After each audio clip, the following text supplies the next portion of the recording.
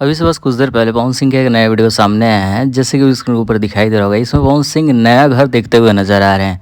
और ये लोकेशन है चंडीगढ़, जहाँ से बताया जा रहा है कि बॉलीवुड फिल्म के लिए ये लोकेशन सही है, जहाँ से पवन सिंह अपने बॉलीवुड प्रोजेक्ट पे बेहतर काम कर सकते हैं। और इन दिनों पिछले कुछ दिनों से देखा गया है कि पवन सिंह प्रॉपर्टी पे बहुत ज़्यादा इन्वेस्टमेंट कर रहे हैं, क्योंकि शेयर मार्केट का सीन तो होता ही होगा। तो शेयर मार्केट से इन्वेस्टमेंट करने से अच्छा है कि आप प्रॉपर्टी ले लो, क्योंकि बॉलीवुड इंडस्ट्री में आमतौर पर ऐसा ही होता है कि लोग 4 करोड़ में घर लेते हैं और आगे चलकर उसका अच्छा खासा बजट रिटर्न देखने को मिलता है।